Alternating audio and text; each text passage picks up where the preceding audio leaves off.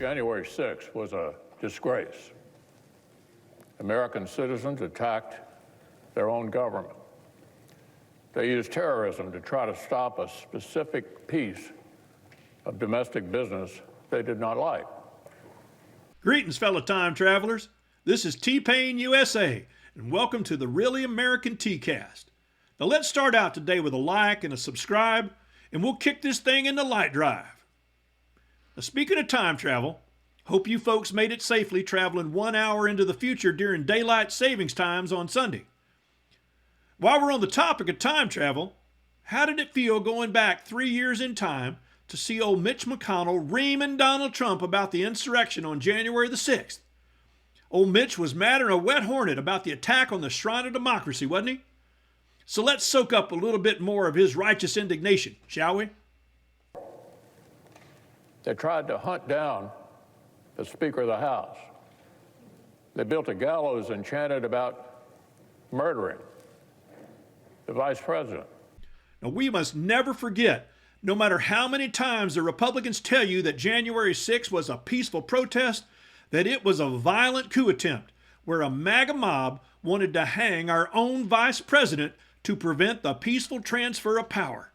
So tell us, Mitch, why? Why would a crowd of people claiming to love America attack the very shining cathedral where our sacred laws are made? They did this because they'd been fed wild falsehoods by the most powerful man on earth.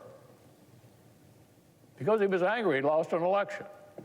Former President Trump's actions preceded the riot were a disgraceful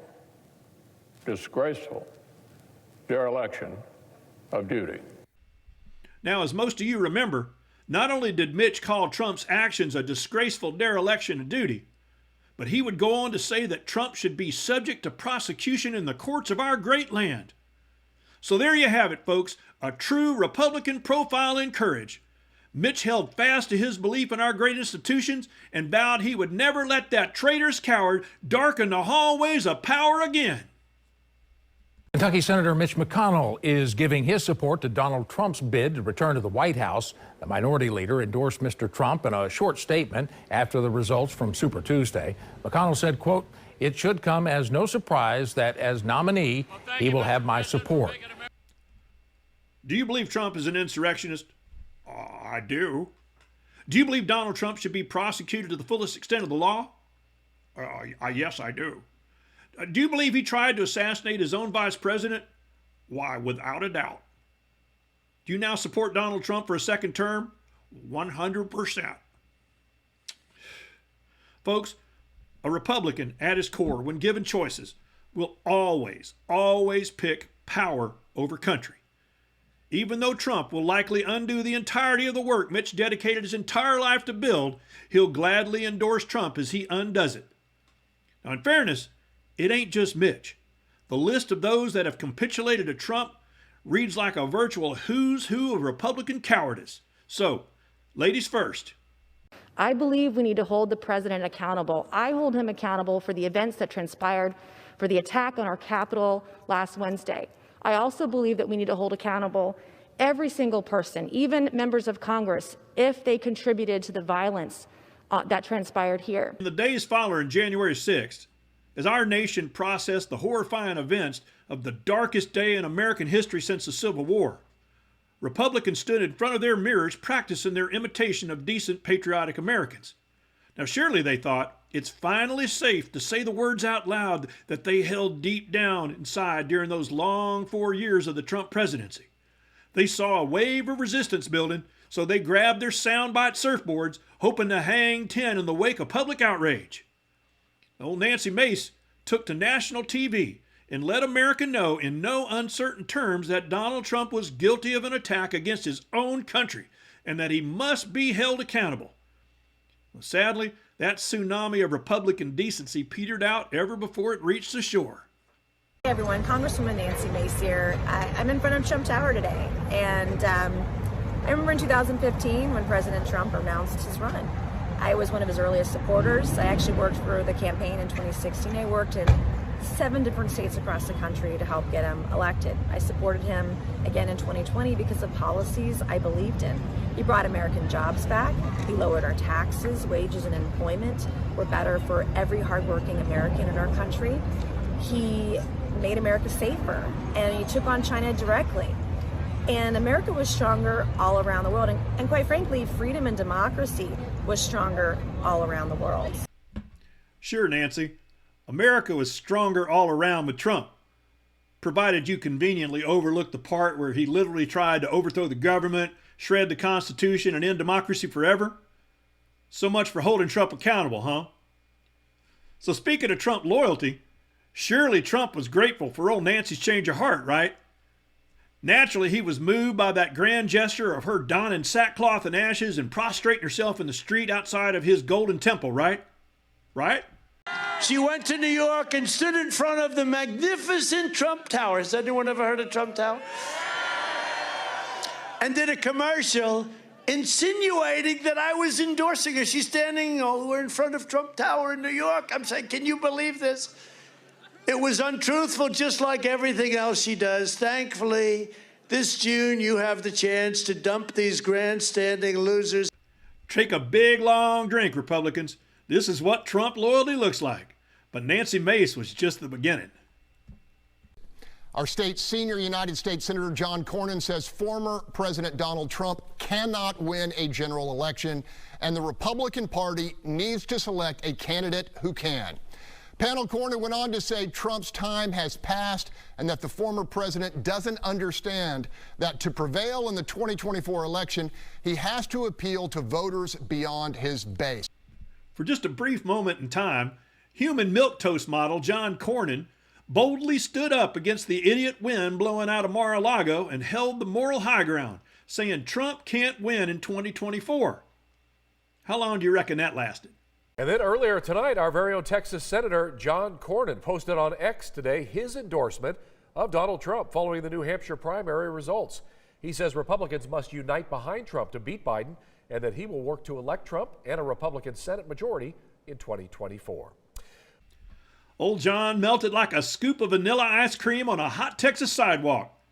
Now, speaking of Texas, remember the Alamo, where a small group of brave freedom fighters stood up against overwhelming odds, defending their tiny mission to their untimely deaths? Well, them fellas ain't got nothing on the next brave Texan in our story. The current feud between Donald Trump and Ted Cruz reached new heights when they brought their wives into the mix.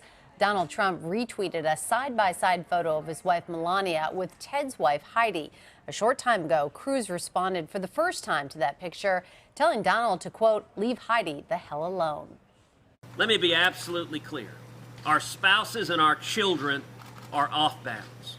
It is not acceptable for a big, loud New York bully to attack my wife. It is not acceptable for him to make insults, to send nasty tweets late at night. And I don't know what he does late at night, but he tends to do these about 11:30 at night.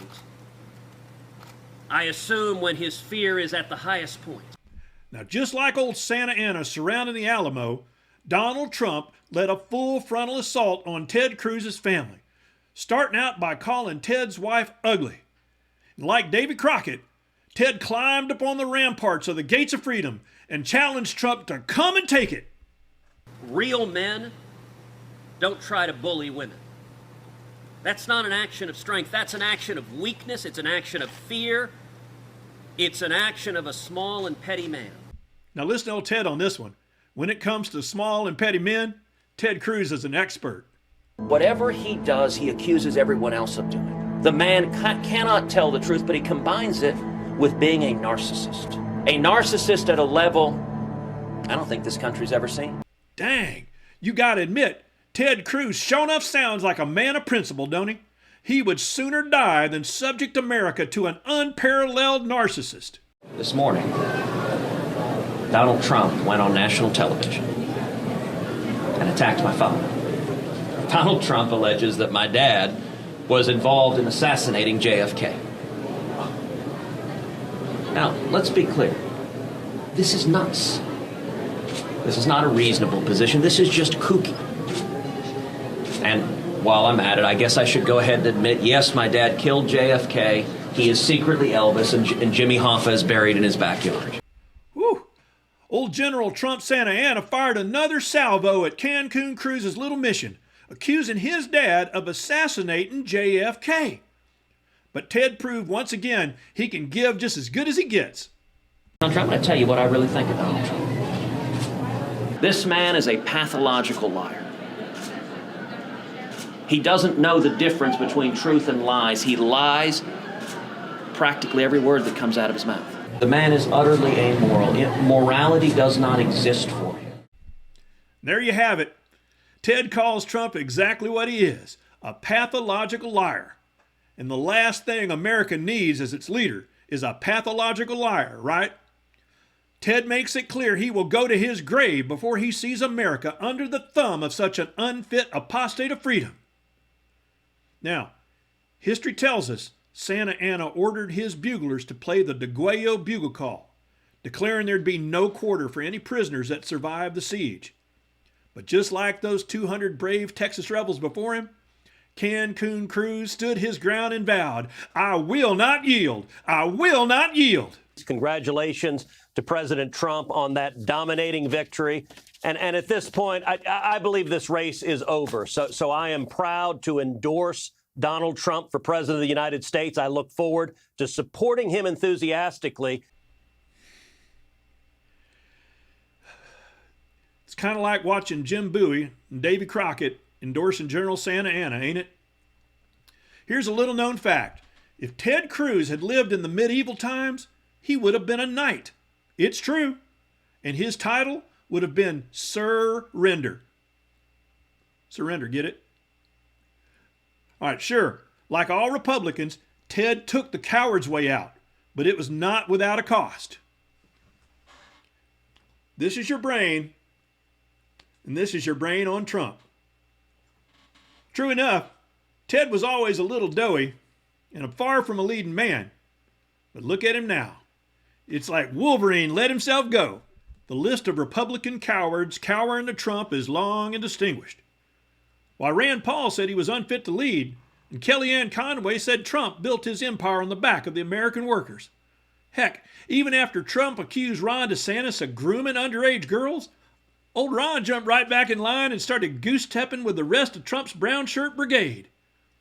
One by one, they all shrank like George Costanza in a New England surf.